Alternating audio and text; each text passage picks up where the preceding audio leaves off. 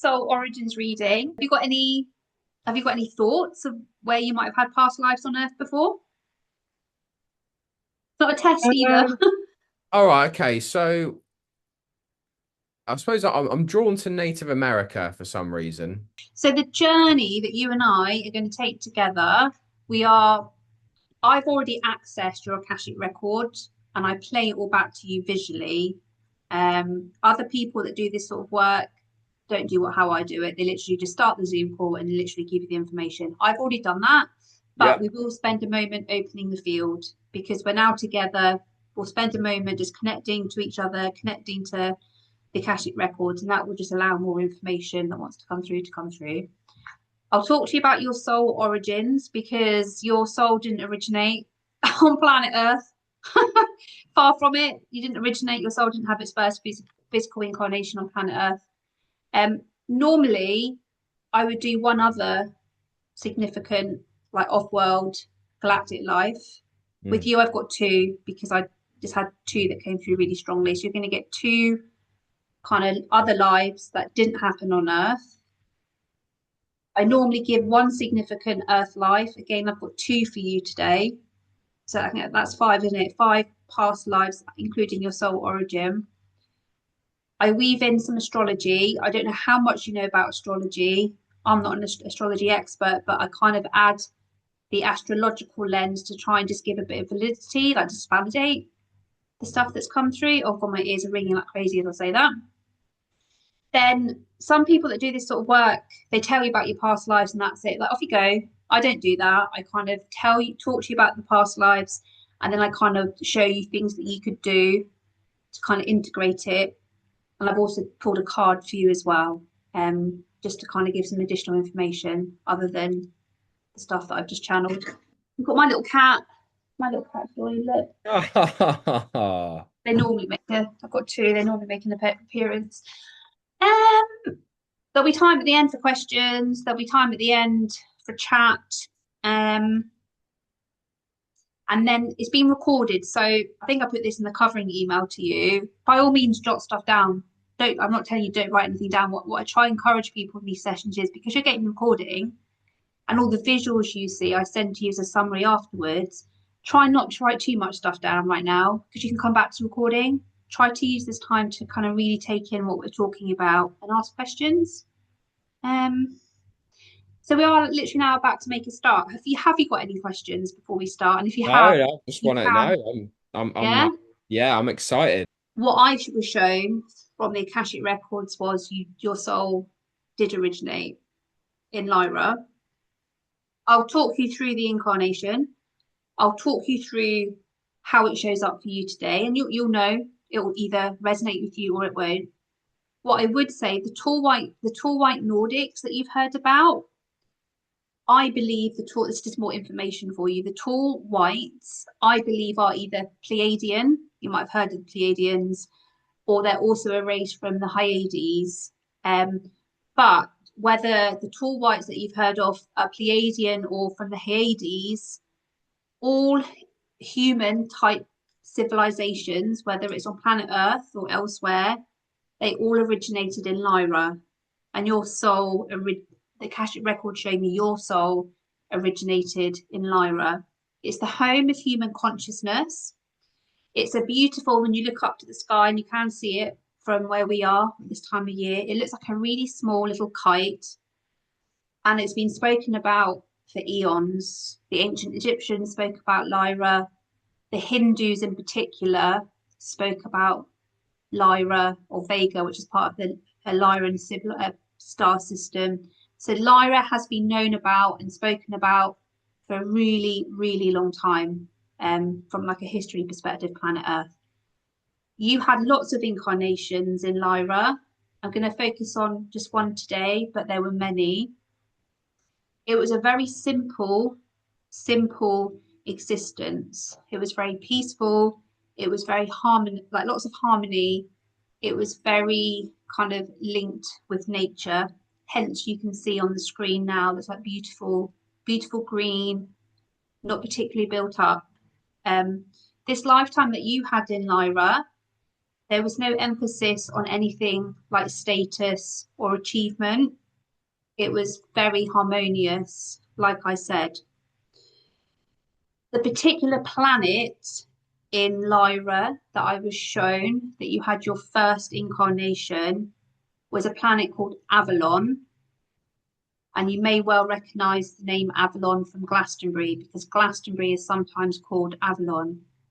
And Mm. there's a reason why so many people are drawn to Glastonbury. People that are drawn to Glastonbury, their soul, more likely than not, originated in Lyra. And I believe that King Arthur and Merlin were both from Lyra originally, and they tried to recreate Avalon, Lyra, on planet Earth in the place that we know today as Glastonbury.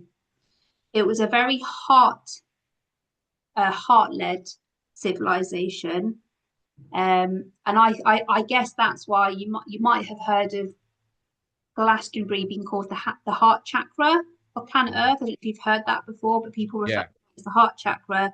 And to me, that's more confirmation. The Lyrans, they've got very green auras, green or pink auras, which is the heart chakra.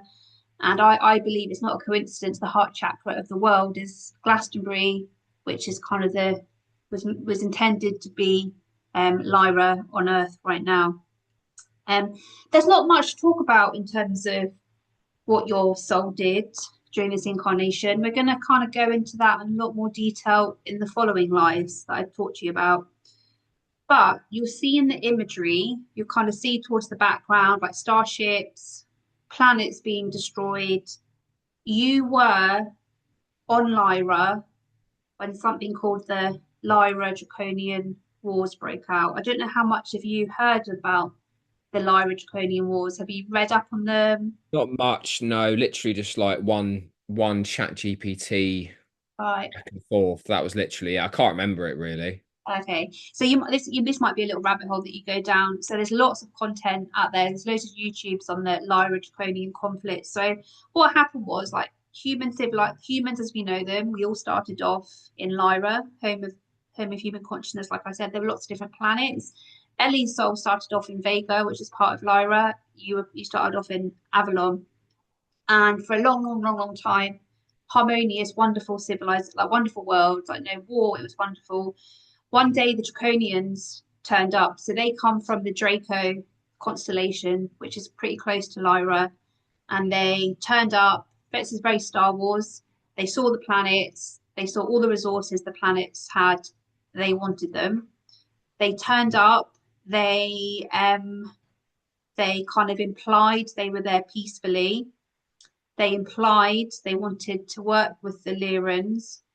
They were going to share, they kind of said, we'll share with you some of our technology because the Draco reptilians had like really advanced like space travel technology. And they said to the Lyrans, in exchange for you sharing your resources on your planet with us, we will share with you some of our technology. But this was all the Dracos had no intention. It was all a ruse, and that basically what happened was the Lyrans let their guard down. They'd never experienced like a darker civilization before, and the Draconians arrived and eventually destroyed a number of the planets. And there was like a big galactic war, the biggest conflict the universe has ever seen. And you Harry, you passed away. This lifetime that I saw, you were on the planet when the planet was destroyed. Um, when I've seen this happen, like I've seen like a big like laser, like a laser is kind of was sent from the Draconian warships into like the center of the planet, and the planet was literally obliterated. Um, part of the reason why you're here today, I firmly believe, is you're here as part of the ascension process. Your soul experienced a lifetime where the planet that you lived on was destroyed. The Draco reptilians today are the lizard people David Icke talks about.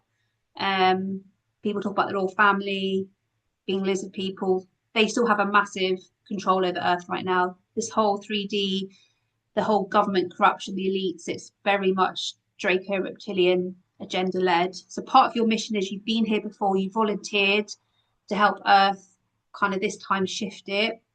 But I also believe you're here right now on Earth because Lyra was such a peaceful, harmonious lifetime for you. Your soul is wanting you to find that peace again, but this time on planet Earth. Now I've given you a lot of information about Lyra. how I work differently is I give you all the information about the lifetime, and then I'll play back to you. This is how I feel it shows up for you today. And that will be, when I say that, you'll kind of recognize and you'll either agree with what I'm saying or you won't. So I believe this lifetime in Lyra shows up or manifests today in this longing for peace and simplicity. Like I feel like you're longing for peace and simplicity. You've got the strong connection to Glastonbury, which I already know about. And you'll also have a strong connection to sacred landscapes, but I kind of know that about you as well. I feel you're yearning for a sense of belonging with the right people, because I'm not sure you've got the right people right now. This will also show up for you today as being more sensitive to conflict, and also you'll believe, because what happened in Lyra was really unfair and unjust. You'll have this like deep sense of justice. Like you think it's really important. You believe in justice and you believe in fairness. So that was kind of like your origination point. What I do at this point, after I finished talking at you for every lifetime, I just ask what do you think? And don't feel, James, you have to say, yes, I agree with you. This is, you'll take the information and receive it in the way that you want to. But just what are your thoughts so far on what I've shared with you and Lyra? Yeah, it was a weird feeling when you started talking about my existence on Lyra. So I had this weird thought. I was like, fuck, like it's weird, isn't it? It's a weird feeling to be like, fuck, I was there. Like some part of me maybe remembers that, Mm, but you yeah, just like yeah, consciously you can't remember it, but it's somewhere within. It actually did feel like a bit of a remembering. amazing, You know what I amazing. mean? Like, I Yeah. felt a bit emotional actually, just as you were talking Wow. about it. So this is Okay. the first time I've done anything like this. I've literally never had anything like this ever. So that was fascinating. And yeah, I can see the whole conflict Honestly, justice thing as well. you don't think you're going to be surprised that I'm going to talk to you about Orion. Don't think it will surprise you at all. Um, like Lyra, you had lots of lifetimes in Orion. So the planet that you lived on in Lyra, Avalon, if you remember, was blown up by the Draco reptilians. There were people that survived. You didn't survive, unfortunately. I mean, millions of people lost their lives, but some people did escape and they fled to places like Orion, Sirius, and the Pleiades. Your soul, when you were ready to come back and be incarnated again, your soul chose Orion. I was shown in particular, I mean, Orion's a big constellation, it's a big old constellation. I was shown in particular, you kind of traveled between two stars within Orion as part of your work, which I'll speak about in a minute. You traveled and worked in a place called, well, the star is Betelgeuse. If you see the Orion constellation on the screen, you'll see there's one orange star. That's the Betelgeuse constellation. And you also worked the middle star, like the belts, three stars of the belt of the constellation. You were also based around and I've written this out phonetically. You lived and worked around Alnilam, and that's the middle star within the Orion constellation. And in this lifetime, I can talk to you much more about what you did for your work. So you were an ambassador, you were a negotiator, and you were a bridge builder. Um, a bit of history why you worked in this role. So Orion, Star Wars, I think I've said this to you before. Many people like myself believe Star Wars is based on the Orion conflict. Um, you worked as part of what would be known as the Resistance in Star Wars.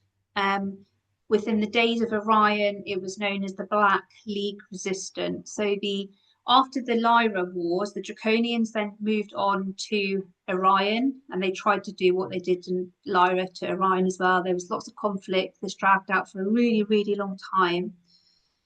Eventually, a group of the Draconian, there's like a group that broke away from like the evil empire, and they wanted to kind of move towards the light. And that was part of your role as part of this being the resistance. You were an ambassador, negotiator, working with those that had broken away from the Draconian main group, kind of like the good guys that were moving to the light. You worked with them to try and integrate them with the more like human good people within Orion. One of the reasons why your soul chose that role within this lifetime was you remembered the peace and harmony in Lyra, and you wanted to replicate that within Orion. The Draconians, a bit of history for you, really. The Draconians, by the time they moved to Orion, they started working with the grey. You probably heard of like the grey aliens that are depicted a lot in UFO or ufology. Draconians were working with the greys at this point.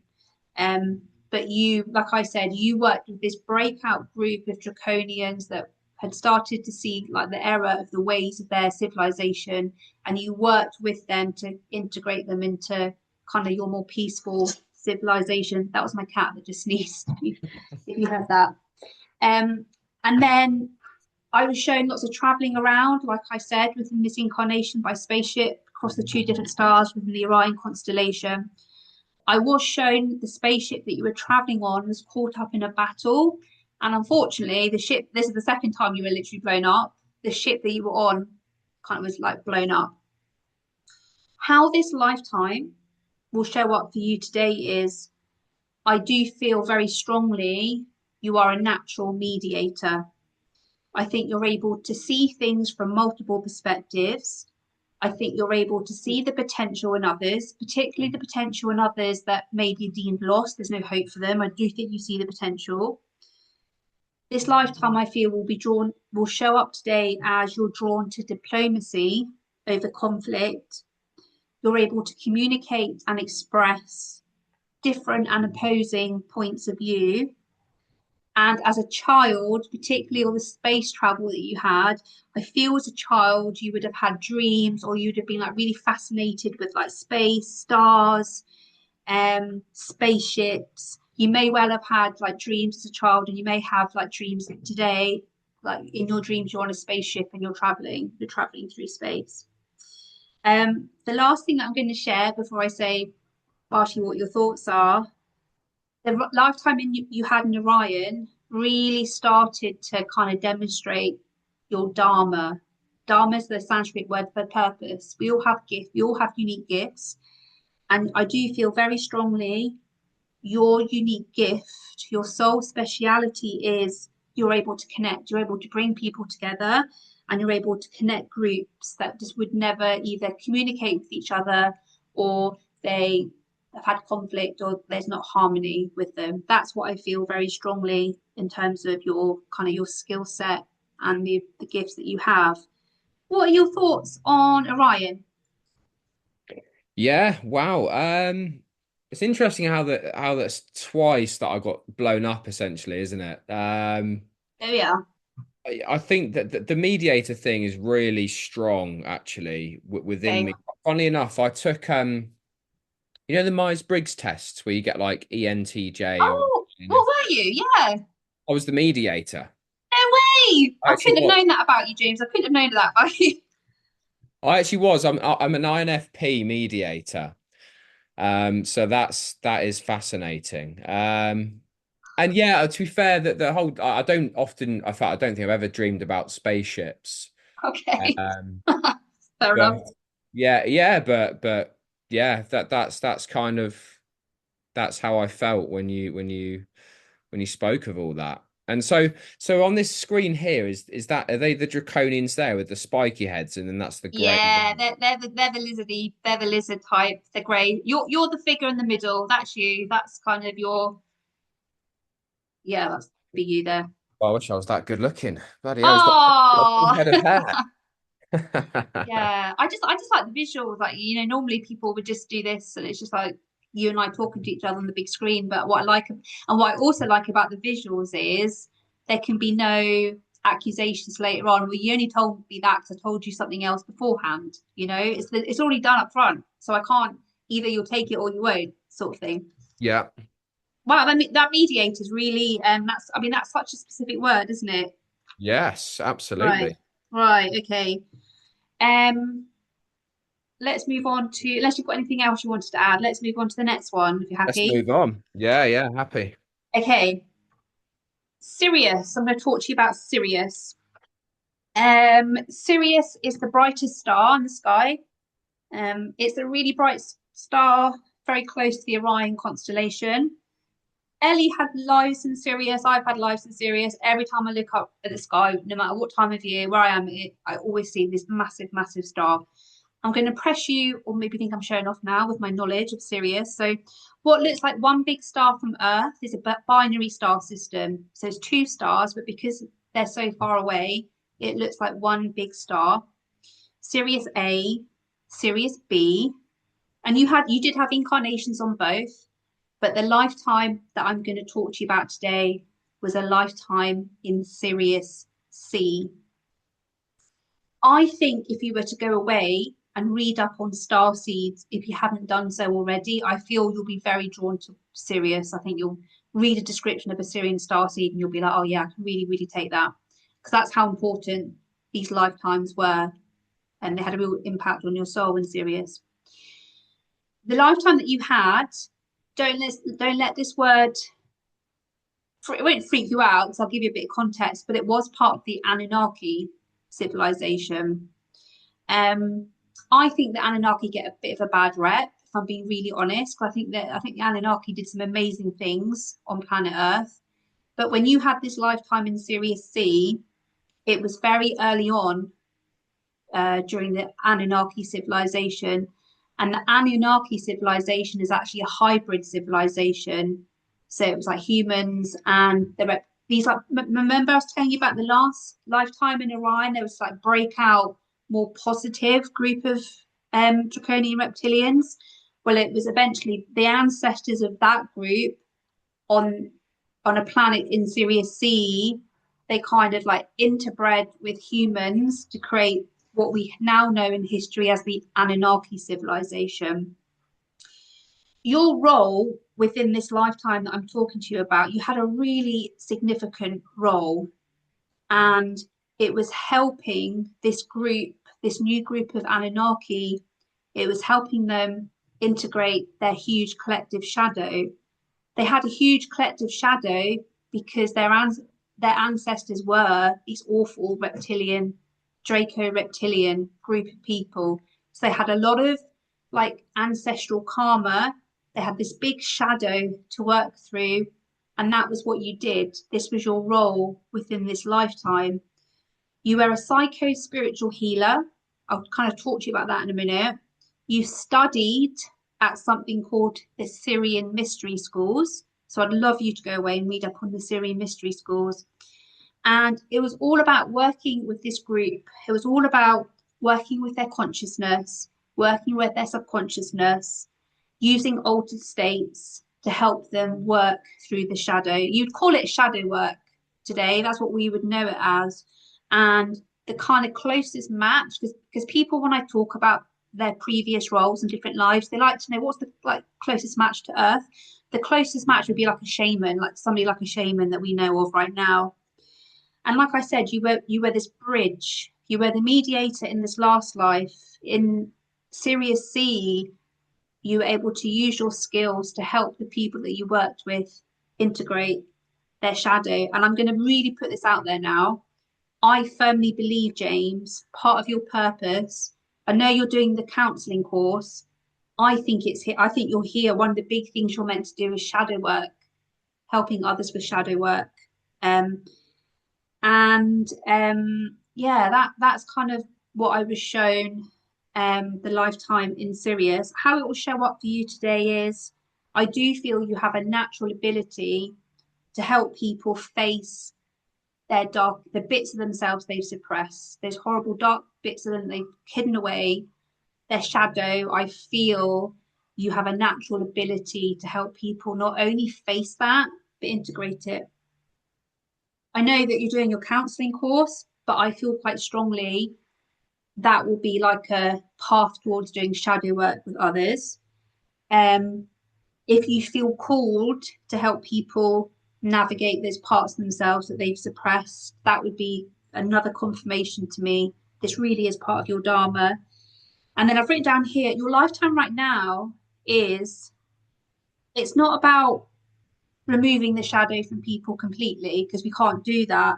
It's about helping people, creating a safe container and allowing them to bring awareness to their shadow, but more importantly, shine light on it. And then I also feel quite strongly there's a role, there's a big part in your life right now that I feel if you were to do some more shadow work yourself, I think that will really enable you to, when you come to do this sort of work in the future, you've done it, you've walked in the shoes of those that you're working with, but I still feel there's some more shadow work for you to work through. So I've been quite explicit and I've shared shadow work with you. Would love to know your thoughts. And if shadow work isn't something you're interested in, that's fine. Just I'm opening the floor to you now to kind of share what you think about that. Yeah, absolutely. Yeah, no, I haven't got much experience with shadow work. Funnily enough, I'm reading a book at the moment called, so there's this book called King, Warrior, Magician, Lover, which is about these masculine archetypes, these four masculine archetypes. But Yeah. then each of them have two shadow poles, Ah. like there's the active pole and the passive pole. So right now I'm reading a book on the warrior and the shadow poles, which are the sadist and the masochist. So the sadist is the active shadow pole, the masochist is the passive shadow pole.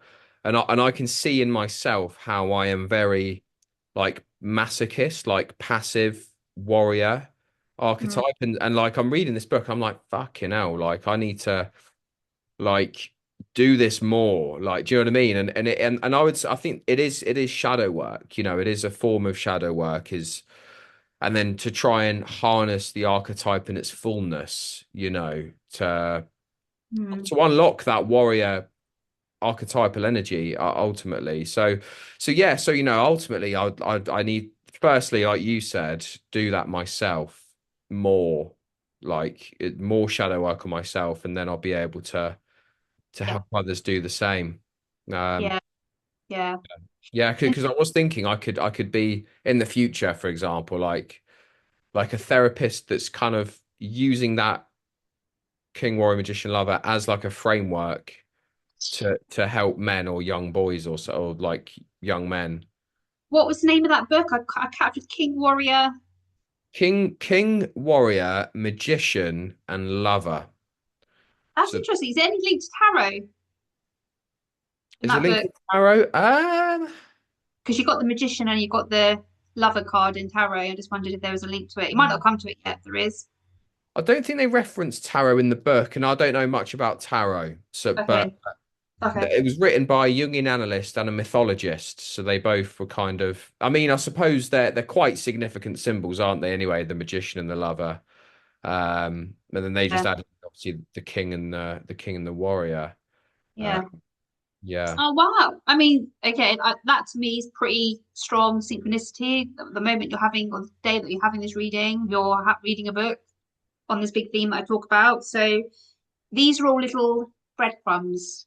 These are all little breadcrumbs. Like I said, you have discernment, you have free will. You never make big life changing decisions based on something I've told you. But hopefully, these little bits that are on the peripheral are kind of like supporting the stuff that's come through. Um, Fab. The first one I'm going to talk to you about is Atlantis. It's very Graham Hancock, in its kind of feel. You can kind of see on the visual the kind of classic Atlantis imagery, kind of like the center, and then like the circles of water, circles of land. You'll notice a female in this image because this was a female incarnation, interestingly. And in this lifetime in Atlantis, you are continuing. the work on consciousness, working with others when it comes to their consciousness, and you brought that knowledge to planet Earth, and it was a continuation. Basically, it was you've done it elsewhere. You wanted to continue that on Earth and embodying the kind of skills that your soul had acquired on the Earth plane. Shaman would be the closest kind of word I would use to kind of describe what you did.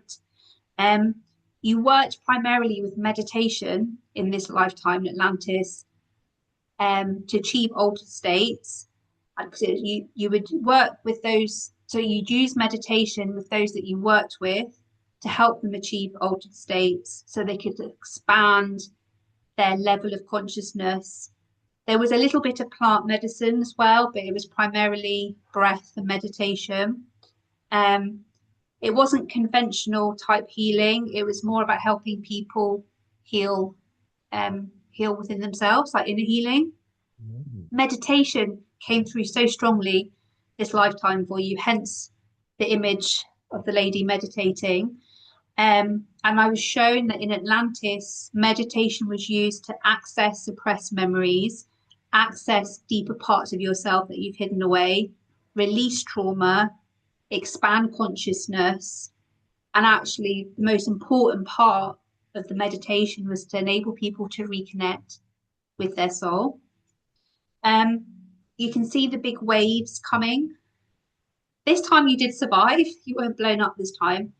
You did survive the fall of Atlantis, but unfortunately, pretty much everyone around you didn't. Um, and this kind of created this real sense, that shows up today. Like I do feel, because of what happened in Atlantis, like isolation. It kind of left this real sense of isolation, and unsurprising because literally all the people that you knew were literally swept away. When I see the fall of Atlantis, I see both fire and I see huge waves and washing everything away. Um, how this shows up for you today is, I do feel strongly, James, as part of the work that you're going to do with others, I do feel meditation is going to form quite a big part of that. And I have no idea with your course, is meditation included? I kind of feeling perhaps it isn't, and you might do some other sort of meditation qualification, because meditation I feel is going to be, you're nodding your head, so that sounds quite positive, that looks quite positive. It will also show up today. I know about your fascination and lost civilizations because I know you love Graham like me, so I did know that about you. And what I've written down here, this lifetime in Atlantis, it's left this kind of soul lesson that you kind of encouraged to work through this incarnation, is it's discovering your self-worth through self-love and acceptance. This doesn't come from where you came from. It comes from learning self-worth and self-love. And I felt it was really important to share that with you. That was Atlantis. Have you got any thoughts? Well, firstly, I love the visuals. Oh, Insane, thanks. isn't it? I've never seen any sort of depiction of Atlantis before. I mean, it looks absolutely incredible, doesn't it? Yeah. Uh, Just chat GPT. I literally say, chat GPT, this is the life I've had for James, create the image for me, and like kind of say what I want in the image. That's, I just use that really. yeah, it's fantastic. Mm. Yeah, no, I do love meditation. I've got an on and off practice with it, so I'm not Right. actually doing any at the moment. But it was the first thing that got me into spirituality actually was like No mind. way. So mindfulness was and we do learn a bit of mindfulness on the course, but not much. Yeah. Um, and it's something that I want to start doing again because the Okay. benefits are amazing. Yeah.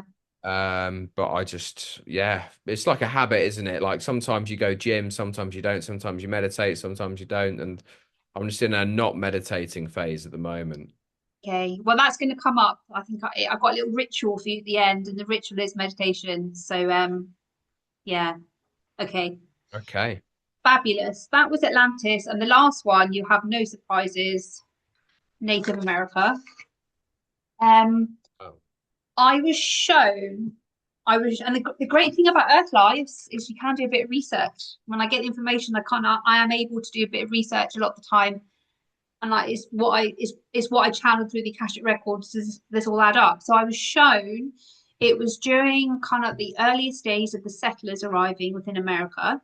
I was shown Washington, D.C. area, and I was shown um it was kind of this was during the earliest days of the initial conflict between the Native Americans and the settlers. What I was shown, interestingly, and I was able to validate this, there wasn't conflict originally. When the settlers arrived, there was trade. I wouldn't say there was harmony between your tribe and the settlers, but there was peace. There was trading and there was peace. And I did a bit of research after seeing all of this, thinking, is this legitimate? And I was shown that the Washington, D.C. area, there was a Native American tribe called the Nacotchtank. And this all added up. It was during when the European, I was kind of felt it was like 1600s, and I was shown during that time period when the European settlers first arrived, there was a tribe based around the Virginia, Washington area, and they did trade. They traded with the settlers, and it was, again, not harmonious, but it was pretty peaceful.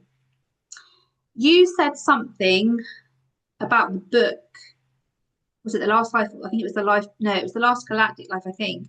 You said something about a book, and I've written down here, you were a reluctant warrior. I should really send you a picture. I've written you were a reluctant warrior. You just didn't want to, you just weren't somebody that wanted to get involved in battles.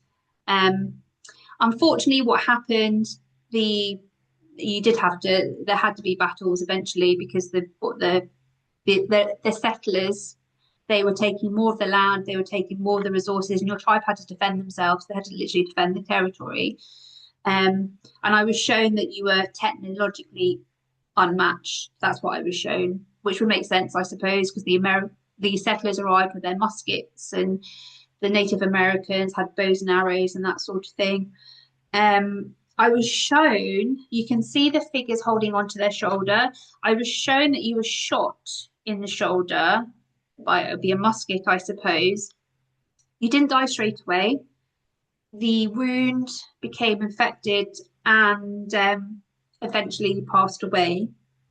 And when I was seeing this, I kept getting this sense of, my understanding is the Native Americans were very good when it came to medicine. I thought I've watched the Yellowstone stuff, and the Native Americans are amazing. We would learn so much in the West in terms of like healthcare and how they look after themselves. And kind of, I did a bit of research, and basically it would have been like a lead pellet. The muskets used lead pellets, and that's why it eventually became infected, because these lead pellets would, when they entered the body, they would like disintegrate. So it didn't matter that your tribe had all this amazing medicine. The amazing medicine couldn't really fix lead that kind of seeped into the bloodstream. And how this lifetime will show up for you today, this strong sense of justice, avoiding conflict. You kind of already mentioned the like passive warrior thing earlier. I'm curious when it comes, I couldn't see like which shoulder. All I saw was a shoulder. Have you had any problems with shoulders? Do you get niggles in the shoulders? Have you got any weird birthmarks or moles? Because that can often be a manifestation that shows up today. Um, my shoulders. You have me to think about it, so I'm not so sure. People would normally say yes. That's so weird. Yeah, I do have a mark on my right shoulder at the moment, to be fair. Okay. I don't know how long it's been there for, but Okay. Did you get any pain or niggles in the shoulders? my shoulders. Not really. No, not really my shoulders themselves. No, no. Well, I've had issues with my like neck or traps. So I remember back in COVID, like one shoulder was like that, the other was like that, Okay. like for a bit, but no like ongoing. Okay. Yeah. Okay. Okay. And then how else this will show up for you today is like this standing up for others, this kind of lifetime. The settlers arrived, it was really unjust, it was really unfair, and this will kind of show up today as like you have this like way about you of like standing up for others. So that was the Native American life. You'd already thought perhaps Native America. I don't know if this if this was the sort of lifetime you were expecting to hear. No, I've always had a calling towards Native America, for some reason. And did you say, so is it the Yellowstone TV series that they show the Native Americans in? Yeah, so Yellowstone, it's one of the prequels. Eight, is it the 1824? No, 1884, I think. Right. Have you watched Yellowstone? No, I haven't. I kind of thought I would like Oh, it. yeah, So it's really good. I like, Dances with Wolves. Have you Yeah, seen that? I love that film. Yeah. So it's like a Kevin Costner Yeah. Native American vibes, isn't it? So Lyra was all about kind of peace and harmony and belonging, and that's what I feel shows up for you today. In Orion, you specialized in your like mediation, diplomacy skills to build bridges. Sirius C, you kind of worked with this group that had a big collective dark shadow to work through. You kind of helped them achieve that. In Atlantis, you guided others through meditation and expanded awareness. Native America, it was about protecting what truly matters with courage, but you were this reluctant warrior. The recurring pattern that we've seen in the 5 lives that I've shared with you today is about bridging worlds, bringing people together and helping them expand their consciousness. Present lesson today is finding inner peace for yourself through self-acceptance. And then your path, I feel so firmly your path is about guiding others towards healing, understanding, and peace. I feel that very, very, very strongly. I've just had a flash. I don't know if you've thought about running like groups in the future, like a men's like healing group. I've literally just had a flash of that as I've seen those words. Your path is about guiding others. So that's a summary of the lives that we've seen. I'm going to talk you through the astrology, unless there's anything else that you wanted to share or ask at this point. No, I've thought that that's what I wanted to do in future, actually. Men's groups. Yeah, yeah. Well, yes. Like when I've got my personal training qualification. As while I was doing that, I was like, maybe it'd be good to integrate this with like the psychology and then the spiritual aspects and with this like holistic package. And now I'm Yeah. kind of not really into the whole personal training thing at all now. But it's always been in my mind. It's like, what do I actually want to do with my life? And it's like, well, I'd Yeah. like to be able to kind of develop myself and then be able to help others develop themselves with a kind of an emphasis on maybe younger people or young men or just anyone that's just a bit insecure. So I have studied past life astrology, like I've said, and you have Mars in the eighth house. And that to me is a lovely confirmation. Mars in the eighth house or Mars in a birth chart can symbolize, out of all the places it can reference a past life to, Native America is one of them. And Mars in the eighth house, according to past life astrology, is all linked to transforming strength into wisdom. You have Saturn in the second house. When Saturn appears in a birth chart, it represents is cities that have been lost to the sea. They've kind of been like fallen to the bottom of the ocean. Atlantis, we know, fell to the bottom of the, I believe it's the Atlantic Ocean. Survivors karma, this bit about how you remember you were the only person, like everybody else that you were with perished during this event. And I feel like a placement for Saturn in the second house, which is kind of linked to what we've seen so far. It's about learning self-worth beyond material security. It's about that kind of self-love piece that I've been talking about so far. You've got the North Node in the eighth house. So your lifetime today, your soul has signed up for deep transformation, healing, and the release of inherited soul patterns. And this, the core soul lesson I feel is moving from survival towards peace, trust, and inner freedom, which will be achieved through the shadow work that we've been speaking about. I don't think it's just the last. Yeah, that's the last one. So that was the past life astrology lens applied to everything that I've seen so far. Now I'm going to apply kind of more traditional Western astrology. You're a Capricorn, but you also have Capricorn as your rising sign. Did you know that? No. You little double Capricorn. Well, I've got so much Capricorn. So my parents are both Capricorns. Oh, Then my birth mother was born on the same, like she's got the same birthday as me. So that's she's so. literally like smack bang on the whatever chart I've got, apart from the time, obviously, maybe. But yeah, Mm, it's just Capricorn everywhere.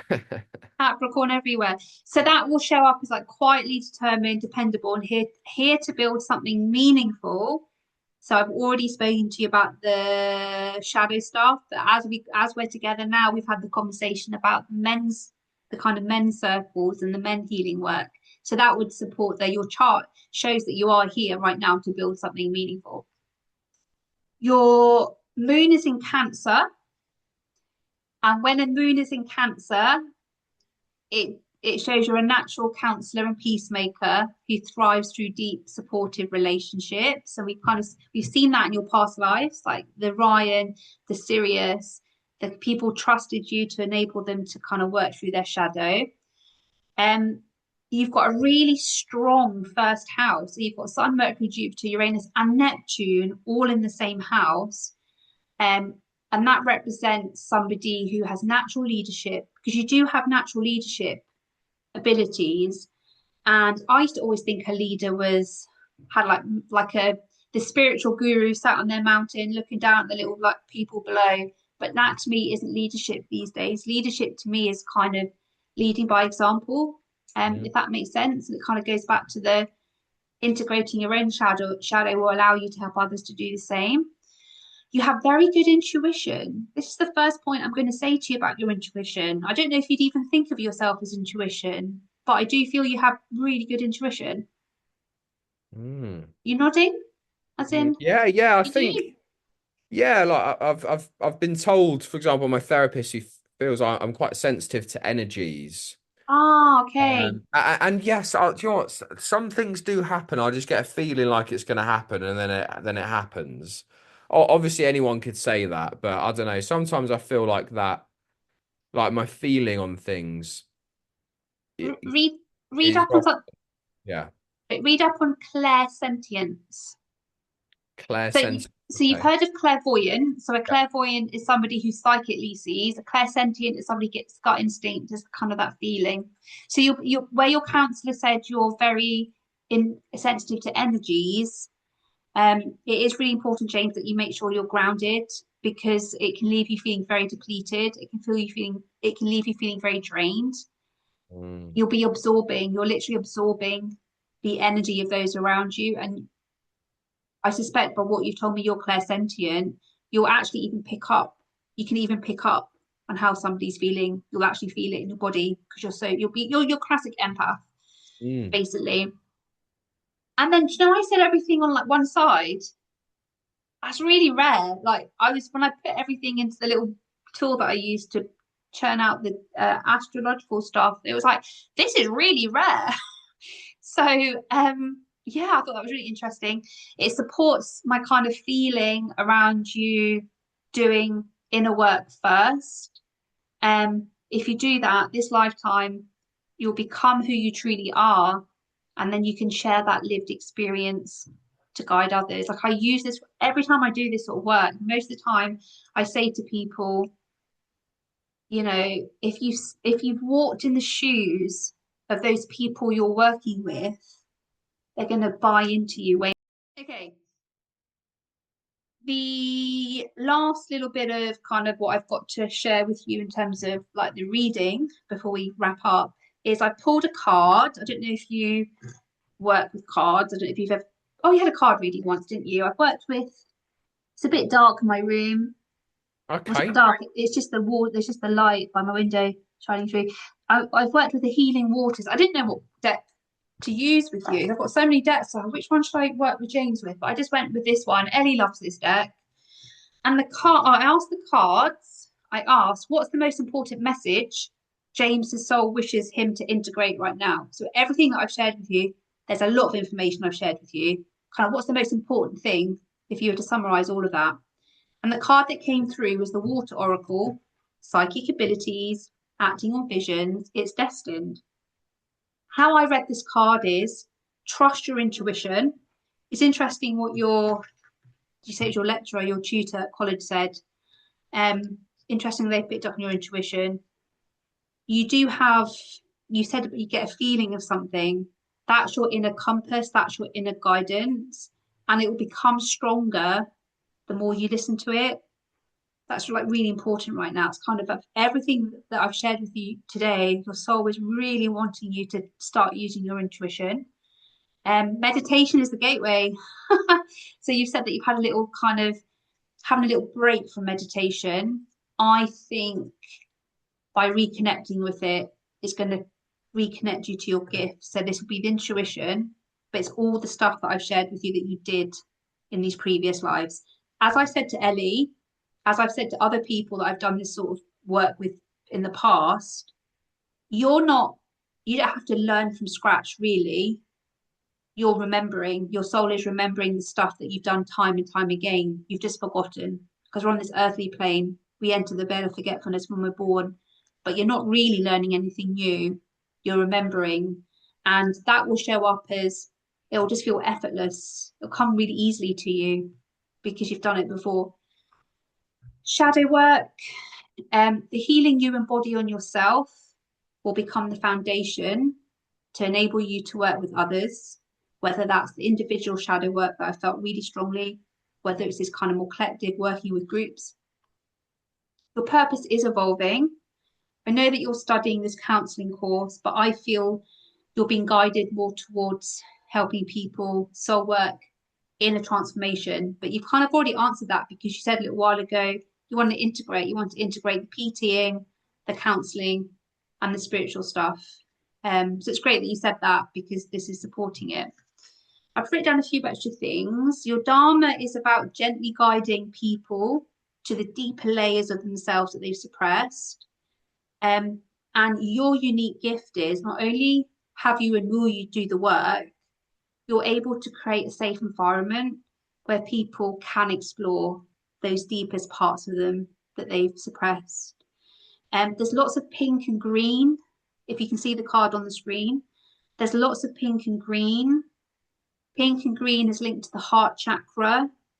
And I feel it's this journey you're going on around self-acceptance and finding this inner peace. And I do feel quite strongly, and I know that you're adopted. I do know that about you. I don't feel, James, your peace will come from understanding what's happened in the past. I think your peace will come through learning to love yourself and having acceptance, if that makes any sort of sense, around what happened.